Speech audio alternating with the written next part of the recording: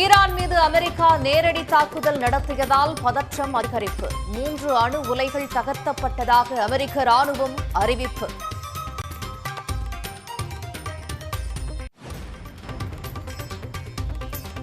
அமெரிக்காவின் தாக்குதலுக்கு தக்க பதிலடி கொடுக்கப்படும் என ஈரான் எச்சரிக்கை. தெஹ்ரானில் உள்ள அமெரிக்க கடற்படை தளத்தை தாக்குவோம் என்றும் உறுதி.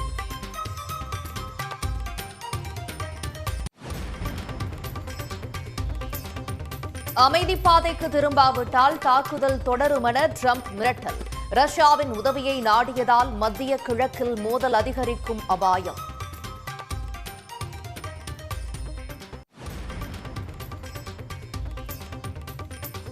இஸ்ரேல் உடனான மோதல் தீவிரமடைந்துள்ள நிலையில் ஹார்மூஸ் நீரிணையை மூட ஈரான் முடிவு. பெட்ரோல் டீசல் விலை உயரும் அபாயம்.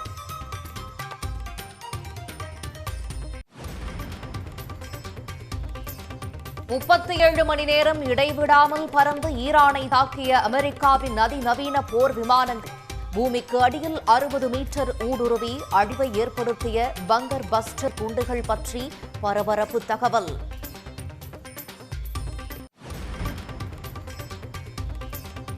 ஈரான் மீதான அமெரிக்காவின் தாக்குதலுக்கு ஐநா, சீனா, இங்கிலாந்து உள்ளிட்ட நாடுகள் கண்டனம். டிரம்புக்கு அமைதிக்கான நொபேல் பரிசு தர பரிந்துரைத்த பாகிஸ்தானும் எதிர்ப்பு.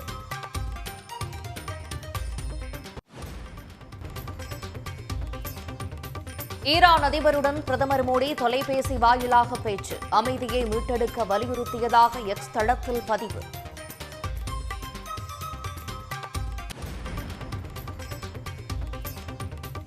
உத்தராகண்ட், குஜராத் உள்ளிட்ட வடமாநிலங்களில் கொட்டி தீர்க்கும் கனமழை.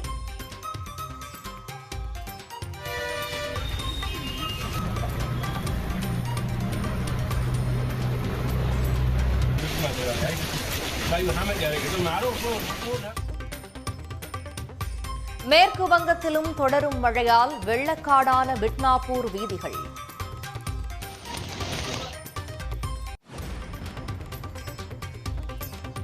கிண்டி ரேஸ் கிளப்பிடம் இருந்து மீட்கப்பட்ட 118 ஏக்கர் நிலத்தில் அமைகிறது பசுமை பூங்கா.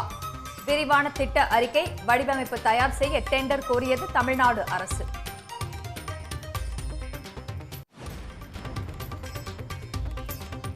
லயோலா கல்லூரி ஆங்கில துறை உதவி பேராசிரியராக திருநங்கையான டாக்டர் ஜென்சி நியமனம். தடைகளையும் புறக்கணிப்புகளையும் கல்வி எனும் பேராற்றலால் வெல்லட்டும் என்று முதலமைச்சர் மு க ஸ்டாலின் வாழ்த்து.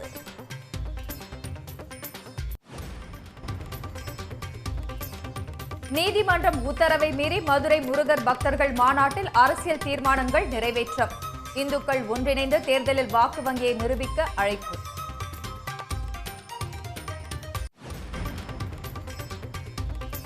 முருக பக்தர்கள் மாநாட்டில் வாக்கு வங்கியை உருவாக்க முடியாது என வைகோ விமர்சனம். முருகனே சூரசம்ஹாரம் செய்வார் என்று செல்வ பெருந்தகை காட்டம்.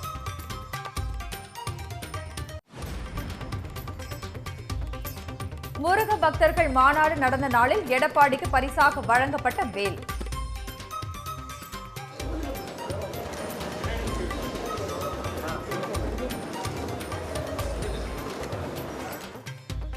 மதுரை மாநாட்டில் பாஜக தலைவர்களுடன் அதிமுக முன்னாள் அமைச்சர்களும் பங்கேற்பு.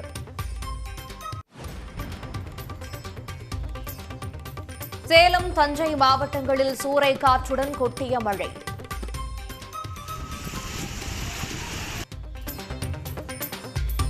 திண்டுக்கல் மாவட்டம் நத்தம், வத்தலக்குண்டு பகுதிகளில் வெளுத்து வாங்கிய கனமழை.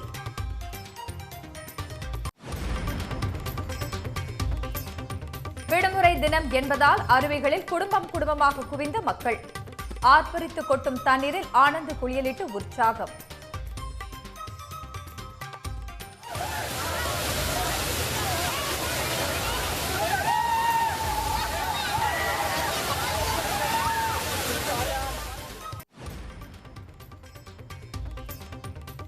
ரெட்ரோ திரைப்பட விழாவில் பழங்குடியின மக்கள் குறித்து அவதூறாக பேசியதாக புகார். நடிகர் விஜய் தேவரகொண்டா மீது SC/ST வன்கொடுமை தடுப்புச் சட்டத்தில் வழக்கு பதிவு. இந்தியாவையே பதற வைத்த பஹல்காம் தாக்குதலில் ஈடுபட்ட தீவிரவாதிகளுக்கு அடைக்கலம் கொடுத்த இருவரை தேசிய புலனாய்வு முகமை கைது செய்துள்ளது. ஜம்மு காஷ்மீரின் பஹல்காம் பகுதியில் உள்ள சுற்றுலா மையத்தில் கடந்த ஏப்ரல் 22ஆம் தேதி சுற்றுலா பயணிகளை குறிவைத்து தீவிரவாதிகள் தாக்குதலில் ஈடுபட்டனர். தீவிரவாதிகள் நடத்திய துப்பாக்கிச் சூட்டில் அப்பாவி சுற்றுலா பயணிகள் 26 பேர் உயிரிழந்தனர்.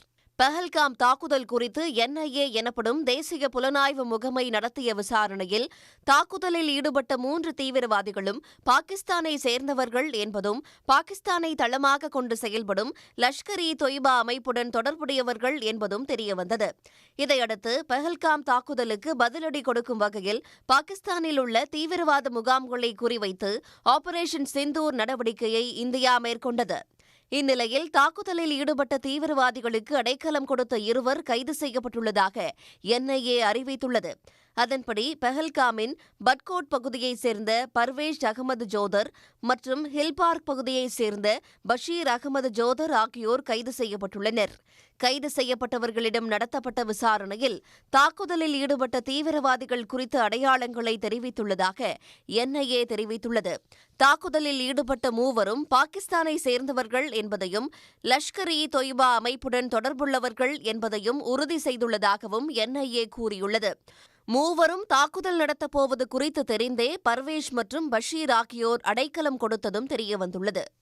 ஹோசூர் தேசிய நெடுஞ்சாலையில் இணைப்பு பாலத்தில் ஏற்பட்ட பிரச்சினை அதிகபட்சம் 1 மாதத்திற்குள் சரி செய்யப்படும் என்று அதிகாரிகள் தெரிவித்துள்ளனர். பணிகள் நிறைவடையும் வரை மாற்றுப்பாதை ஏற்பாடுகள் மேற்கொள்ளப்படும் என்றும் ஆட்சியர் கூறினார். ஓசூர் நகர பகுதிகளில் ஏற்படும் போக்குவரத்து நெரிசலை குறைக்கும் வகையில் தேசிய நெடுஞ்சாலையில் இருவழித்தடமாக மேம்பாலம் கட்டப்பட்டது.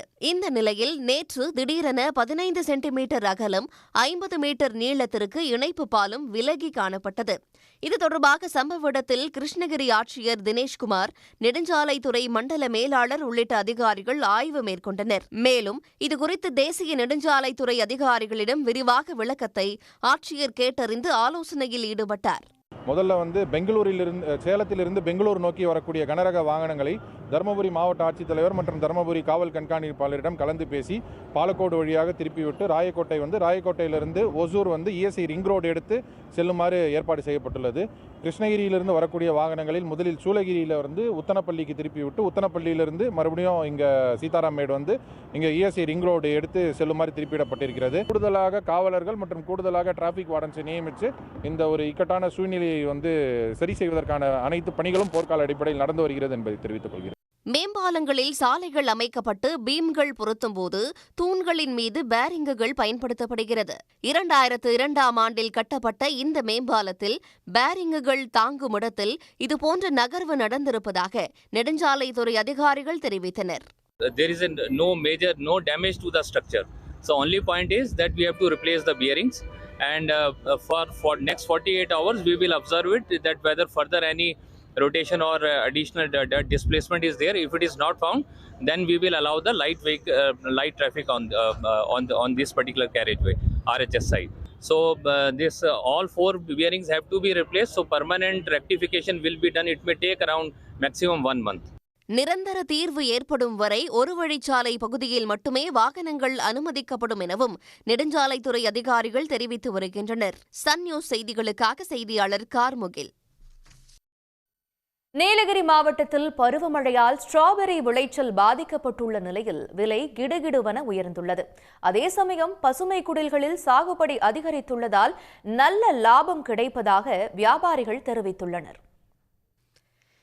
மலை மாவட்டமான நீலகிரி மாவட்டத்தில் விளையும் ஸ்ட்ராபெரி பழங்களுக்கு தமிழ்நாட்டிலும் வெளி மாநிலங்களிலும் நல்ல வரவேற்புள்ளதால் தேயிலை, மலை காய்கறிகள் சாகுபடியிலிருந்து விவசாயிகள் கொஞ்சம் கொஞ்சமாக ஸ்ட்ராபெரி சாகுபடிக்கு மாறி வருகின்றனர். நீலகிரியை பொறுத்தவரை பசுமை குடில்கள் மற்றும் திறந்தவெளி என 2 முறைகளில் ஸ்ட்ராபெரி சாகுபடி நடைபெற்று வருகிறது. இந்த ஆண்டு பருவமழை முன்கூட்டியே தொடங்கியதால் திறந்தவெளியில் பயிரிடப்பட்டிருந்த ஸ்ட்ராபெரி செடிகள் பாதிக்கப்பட்டு சாகுபடி குறைந்தது. இதனால் பசுமை குடில்களில் பயிரிடப்பட்டுள்ள ஸ்ட்ராபெரி செடிகளில் இருந்து மட்டுமே பழங்கள் கிடைத்து வருவதால் தட்டுப்பாடு ஏற்பட்டுள்ளது. கடந்த மாதம் 1 கிலோ சுமார் 200 முதல் 250 ரூபாய் வரை கொள்முதல் செய்யப்பட்ட ஸ்ட்ராபெரி பழங்கள் தற்போது கிலோ 400 ரூபாய் வரை கொடுத்து விவசாயிகளிடம் நேரடியாக கொள்முதல் செய்யும் நிலை காணப்படுகிறது. மே மாதம் மழை ஸ்டார்ட் ஆனதுனால வெளி சைடு போட்டிருந்த ஸ்ட்ராபெரி எல்லாம் அழுகி போன நிலையில் வரத்து கம்மியானதுனால உள்ள ஸ்ட்ராபெரி பசுமை குடியில் இருக்க ஸ்ட்ராபெரிங்களுக்கு இந்த 2 மாதமாக ஒரு 350லேருந்து 400 ரூபா விலை கிடைச்சிட்ருக்கு. இது விவசாயிகளுக்கு போதுமான அளவு ஒரு நல்ல லாபத்தை கொடுக்குது. இது வந்து நம்ம சவுத் இந்தியா ஃபுல்லாக சப்ளை ஆகுது. ஸ்ட்ராபெரி செடிகள் நடவு செய்யப்பட்டு 3 மாதங்களுக்கு பிறகு ஒரு நாள் விட்டு ஒரு நாள் என்று தொடர்ந்து ஓராண்டுக்கு மேல் பழங்களை பறிக்க முடியும் என்ற நிலையில் பசுமை குடில்களில் ஸ்ட்ராபெரி சாகுபடி செய்யப்படுவதால் தொழிலாளர்களும் இடைவிடாத வேலை வாய்ப்பை பெற்று வருகின்றனர். தொழிலெலாம் நல்லா இருக்குங்க. எங்களுக்கு இது போதுமானதாக தான் இருக்குது. மழை டைமில் வெளியே போய் வேலை செய்ய முடியாது. இங்கேன்னா எந்த நேரமும் வேலை இருக்குது. அதனால் ஒரு பிரச்சனையும் இல்லை. தற்போது 1000த்திற்கும் மேற்பட்ட குடும்பங்கள் இந்த ஸ்ட்ராபெரி தொழிலை நம்பியுள்ள நிலையில் தென்மேற்கு பருவமழை தொடர்ந்து பெய்து வந்தாலும் பசுமை குடில்களுக்குள் பணி மேற்கொள்வதால் தங்களுக்கு எந்த வேலை இழப்பும் ஏற்படுவதில்லை என்றும் தொழிலாளர்கள் தெரிவிக்கிறார்கள். சன் செய்திகளுக்காக உதகையிலிருந்து செய்தியாளர் சிவசாமி. இஸ்ரேலுடன் கைகோர்த்து ஈரான் மீது அமெரிக்கா தாக்குதல்களை நடத்தியுள்ளதால் பதற்றம் அதிகரித்துள்ளது. இதனை அதிகாரப்பூர்வமாக அறிவித்துள்ள அதிபர் டிரம்ப் ஈரான் அமைதிப்பாதைக்கு திரும்பாவிட்டால் அழிவு ஏற்படும் என எச்சரித்துள்ளார். ஈரானின் அணு ஆயுத தளங்கள், ராணுவ நிலைகள், எண்ணெய் கிடங்குகள் மீது இஸ்ரேல் தாக்குதல் நடத்தியது. இதற்கு ஈரான் தரப்பிலும் கடுமையான பதிலடி தாக்குதல் தொடர்கிறது. தாக்குதலில் இரு தரப்பிலும் கடுமையான பாதிப்பு, உயிரிழப்புகள் ஏற்பட்டு உள்ளன. தொடர் தாக்குதலால் போர் பதற்றம் அதிகரித்துள்ள நிலையில் ஈரானின் ஃபார்டவ், நடான்ஸ் மற்றும் இஸ்ஃபகான் ஆகிய 3 அணுசக்தி தளங்கள் மீது அமெரிக்கா தாக்குதல் நடத்தியுள்ளது. இந்த தாக்குதல்கள் தொடர்பாக வெள்ளை மாளிகையில் செய்தியாளர்களிடையே விளக்கம் அளித்த அதிபர் டிரம்ப், அமெரிக்க தாக்குதலில் 3 அணுசக்தி தளங்களும் தகர்க்கப்பட்டதாகவும் ஃபார்டவ் தளம் மீது முழுமையான தாக்குதல் நடத்தப்பட்டதாகவும் தெரிவித்தார்.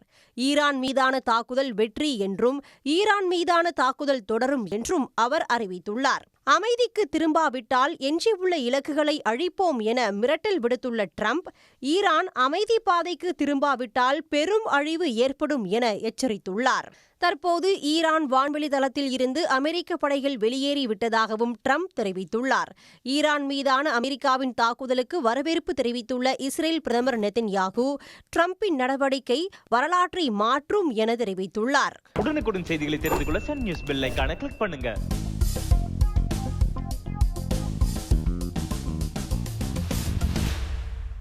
எவ்வளவு நெருக்கடிகள் வந்தாலும் அணுசக்தி நடவடிக்கைகளை கைவிட மாட்டோம் என ஈரான் மீண்டும் திட்டவட்டமாக தெரிவித்துள்ளது. இந்த போரில் அமெரிக்கா நுழைவதால் முன் எப்போதும் இல்லாத வகையில் பேரழிவு ஏற்படும் என்றும் ஈரான் எச்சரித்துள்ளது. ஈரான் மீது இஸ்ரேல் நடத்தி வரும் தாக்குதல் 10வது நாளை எட்டியுள்ள நிலையில் அமெரிக்காவும் தாக்குதலை தொடங்கியுள்ளது. 3 அணுசக்தி மையங்களை முற்றிலும் தகர்த்துவிட்டதாக அமெரிக்க அதிபர் டிரம்ப் தெரிவித்துள்ளார். ஈரானின் அணுசக்தி மையங்கள் மீதான அமெரிக்காவின் தாக்குதல் மத்திய கிழக்கில் பதற்றத்தை அதிகரித்துள்ளது. அமெரிக்கா தாக்குதல் நடத்தியதை ஒப்புக்கொண்டுள்ள ஈரான் பெரிய அளவில் தாக்குதல்கள் நடைபெறவில்லை என தெரிவித்துள்ளது. அணுசக்தி மையங்களை சுற்றியுள்ள பகுதிகளில் வசித்து வரும் மக்களுக்கு எந்த பாதிப்பும் இல்லை என்றும் ஈரான் தெரிவித்துள்ளது. ஃபர்டவு அணுசக்தி நிலையத்தின் செயற்கைக்கோள் புகைப்படத்தை வெளியிட்டுள்ள ஈரான், முக்கிய அணுசக்தி மையங்களை இடமாற்றிய பிறகே அமெரிக்கா தாக்குதல் நடத்தியுள்ளதாகவும் விளக்கம் அளித்துள்ளது. எவ்வளவு நெருக்கடி வந்தாலும் அணுசக்தி நடவடிக்கைகளை கைவிட மாட்டோம் என்றும் ஈரான் திட்டவட்டமாக தெரிவித்துள்ளது. இந்த போரில் அமெரிக்கா நுழைவது பெரும் அழிவை ஏற்படுத்தும் என ஈரானின் உச்ச தலைவர் காமேனி எச்சரித்திருந்தது குறிப்பிடத்தக்கது. இந்நிலையில் அணுசக்தி மையங்கள் மீதான அமெரிக்காவின் தாக்குதலால் வளைகுடா நாடுகளில் எந்த கதிர்வீச்சு அபாயமும் கண்டறியப்படவில்லை என சவுதி அரேபியா தெரிவித்துள்ளது. இதனிடையே ஈரான் மீதான அமெரிக்காவின் தாக்குதல் ஆபத்தானது என ஐநா பொதுச் செயலாளர் ஆண்டனியோ குட்டரஸ் கவலை தெரிவித்துள்ளார். இது பிரச்சனையை அதிகரிக்கும் செயல் என்றும் மோதல் எல்லையை மீறி செல்வதாகவும் அவர் விமர்சித்துள்ளார். ராணுவ நடவடிக்கை தீர்வை தராது என்றும் அமைதி மட்டுமே ஒரே நம்பிக்கை என்றும் குட்டரஸ் தெரிவித்துள்ளார். அமெரிக்காவின் தாக்குதலுக்கு மெக்சிகோ, கியூபா, சிலி, வெனிசுலா உள்ளிட்ட நாடுகள் கடும் கண்டனம் தெரிவித்துள்ளன.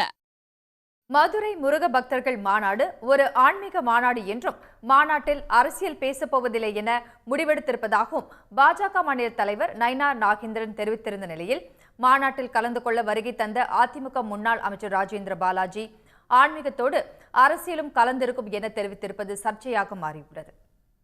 இதில் நான் அரசியல் அதிகம் பேசக்கூடாதுன்னு நினைக்கிறேன். நீங்கள் கேட்குறீங்க. ஏன்னா இந்த மாநாட்டு திடலுடைய முடிவுப்படியே நாங்கள் எடுத்த முடிவுப்படியே இங்கே யாரும் அரசியல் பேசக்கூடாது அப்படின்னு தான். வர்றீங்கல்ல, இப்போ என்ன பேசுறது? இது பக்தி தான் பற்றி, ஆன்மீகம் பற்றி தான் பேசும். இது ஒரு வெற்றி மாநாடு, இது ஒரு ஆன்மீக மாநாடு. ஆன்மீகத்தில் அரசியலும் கலந்திருக்கும். என்ன எல்லாருமே நானும் போய் சொல்ல தயார் கிடையாது, எல்லோருக்கும் உண்மை தெரியும். மதுரையில் பாஜக சார்பில் நடைபெறும் முருகன் மாநாட்டை பல்வேறு கட்சிகள் விமர்சித்திருந்த நிலையில் முருகன் மாநாட்டின் மூலமாக பாஜக அரசியல் லாபம் தேடுவதாக அரசியல் கட்சி தலைவர்கள் கருத்து தெரிவித்துள்ளனர். அது கிறிஸ்டினா இருந்தாலும் சரி, முஸ்லீமா இருந்தாலும் சரி, அல்லாவின் பெயரை சொல்லி அந்த கட்சி ஒரு மாநாடு நடத்துமா? இயேசு கிறிஸ்து பெயரை சொல்லி கிறிஸ்தவர்கள் மாநாடு நடத்துவார்களா? அது எப்படி? அறுவடை வீடுகளில் முருகக் கடவுள் இருக்கிறார் என்றால் தமிழ் கடவுள் முருகன் என்று அழைக்கப்படுகிற செந்தில் வேலனை எல்லோரும் வணங்குகிறார்கள். அது ஒரு கட்சி எப்படி போய் முருகனுக்கு விழா நடத்துவது, மாநாடு நடத்துவது?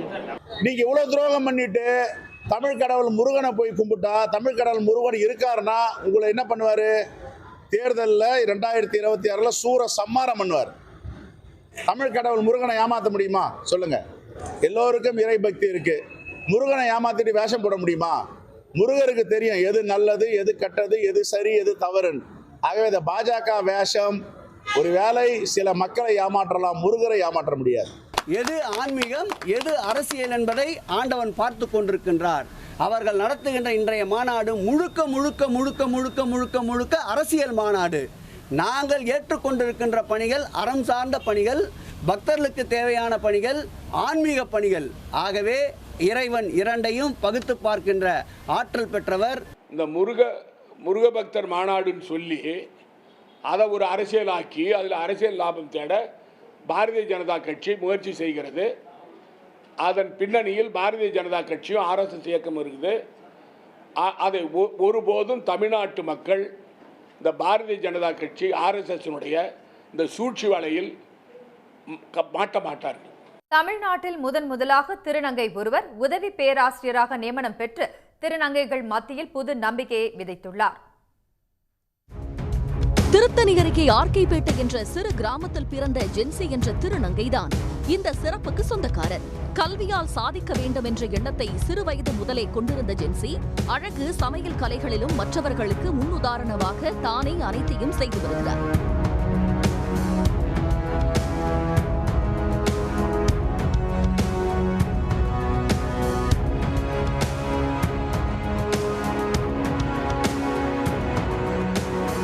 தற்போது 33 வயதாகும் ஜென்சி இளநிலை ஆங்கில படிப்பை திருத்தணி அருள்மிகு சுப்பிரமணியர் அரசு கலைக் கல்லூரியிலும், MA மற்றும் MPhil படிப்புகளை வியாசர்பாடி அம்பேத்கர் அரசு கலைக் கல்லூரியிலும் முடித்துள்ளார். இளங்கலை மட்டுமல்லாது முதுகலை படிப்பிலும் தங்கப் பதக்கத்துடன் முதலாவது திருநர் மாணவராகவும் ஜென்சி தேர்ச்சி பெற்றுள்ளார். தொடர்ந்து ஆங்கில துறையில் முனைவர் ஆராய்ச்சி படிப்பை லயோலா கல்லூரியில் முடித்த அவர் அக்கல்லூரியிலேயே உதவி பேராசிரியராக நியமிக்கப்பட்டுள்ளார். ஸோ எஸ்பெஷலி பார்த்தீங்கன்னா எல்லா டிரான்ஸ்ஜெண்டர் மக்களும் இன்றைக்கி வந்து செக்ஷுவல் ஒர்க்ஸ், பெக்கிங் ஒர்க்ஸ் பண்ணிகிட்டு இருக்காங்க. அவங்களுக்கெல்லாம் நிறைய மாற்றங்கள் வரணும். வாழ்க்கையில் இது வாழ்க்கை கிடையாது, நிறைய வாழ்க்கைகள் அவங்களுக்கு இருக்குது அப்படின்றத நிறைய முன்னெடுப்புகளாக நம்ம தமிழக முதல்வர் பண்ணிகிட்டு இருக்கிறாரு. அது எனக்கு தெரிஞ்ச விஷயந்தான். அதுக்காகவும் நான் அவருக்கு தேங்க்ஸ் பண்ணிக்கிறேன். இன்னும் வந்து என்னோட ஒரே ஒரு சஜஷன் பார்த்தீங்கன்னா, நான் கவர்மெண்ட் காலேஜில் கண்டிப்பாக ஆங்கிலத்துறையில் ஒரு பர்மனெண்ட் போஸ்ட்டாக வாங்கணும் அப்படின்றது என்னோடய எய்மு. அதை நான் சின்ன வயசுலேயே 10th படிக்கும்போதே நான் கற்றுக்கிட்டேன். ஸோ என்னுடைய வாழ்க்கையில் நான் இவ்வளோ தூரம் வந்திருக்கேன்னா அதுக்கு காரணம் எஜுகேஷன் தான். இது என்னுடைய வளர்ச்சி மட்டுமல்ல, ஒட்டுமொத்த திருநர் வளர்ச்சியாக பார்ப்பதாக ஜென்சி நெகிழ்ச்சி தெரிவித்துள்ளார். இதனிடையே கல்வி மூலமாக சாதித்த திருநங்கை ஜென்சிக்கு தமிழ்நாடு முதலமைச்சர் மு க ஸ்டாலின் வாழ்த்து தெரிவித்துள்ளார். உங்களது உழைப்பின் ஒளியால் இன்னும் பல நூறு பேர் கல்விக்கரை சேரட்டும், தடைகளையும் புறக்கணிப்புகளையும் கல்வி என்னும் பேராற்றலால் வெல்லட்டும் என்று எக்ஸ் தளத்தில் ஜென்சிக்கு முதலமைச்சர் மு க ஸ்டாலின் வாழ்த்து தெரிவித்துள்ளார். உடனுக்குடன் செய்திகளை தெரிந்து கொள்ள சன் நியூஸ் பெல் ஐகானை கிளிக் பண்ணுங்க.